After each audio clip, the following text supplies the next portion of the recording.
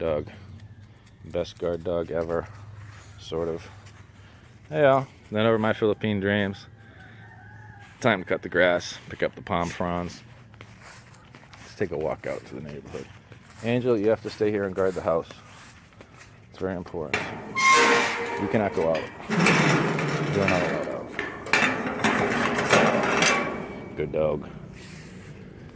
And alright, so we just wanted to give an update. A couple months ago I did a video on my Filipina stole my house.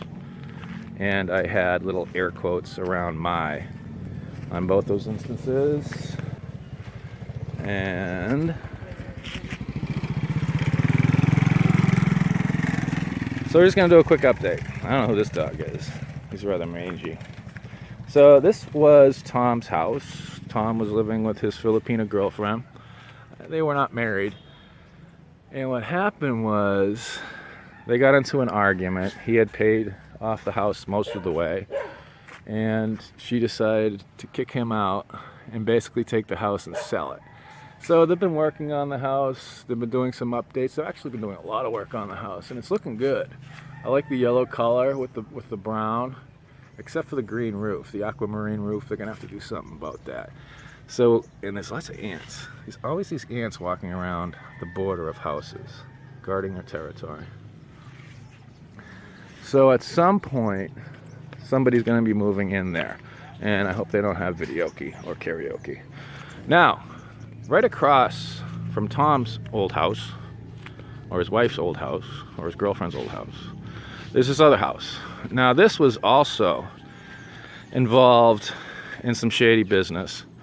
And what happened here was this guy had met, I think he was an American doctor or American dentist. He had met a Filipina online, and they had courted each other and romanced each other online and decided that he was going to marry her when he got here.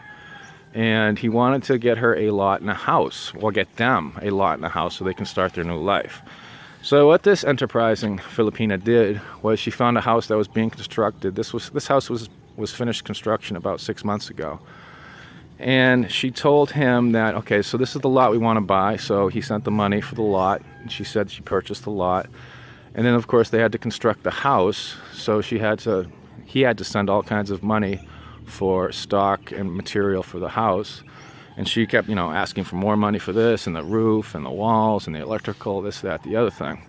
And when he actually finally came here, she actually had the audacity to bring him down here, and they couldn't get inside the gate. Actually, I don't think the gate was up at the time. So they walked around the periphery, and she said, okay, but we still need money for this and that.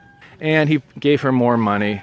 And then at one point, he came back here by himself, and one of the neighbors came up and was talking to him. And the guy said, yeah, we'll be moving in, blah, blah, blah. And he's like, and the neighbor had to say, hey, that's not your house. That's actually my brother-in-law's house.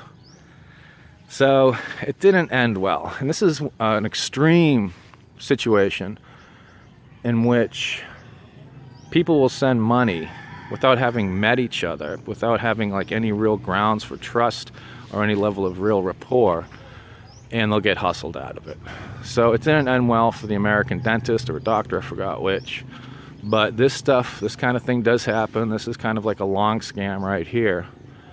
And he was separated from his money, which is not a good thing. And again, the irony is these houses are so close to each other.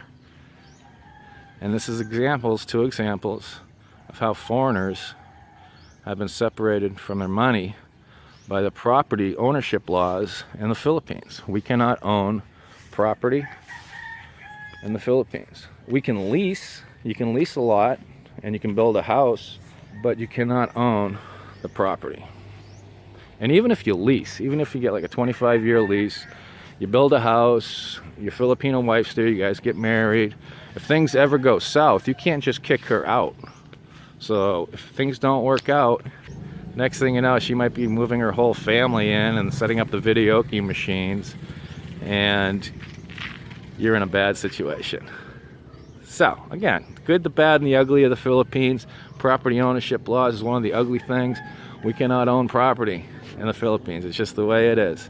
This is Ned over at My Philippine Dreams. I might steal this ASCAL too. See you next time.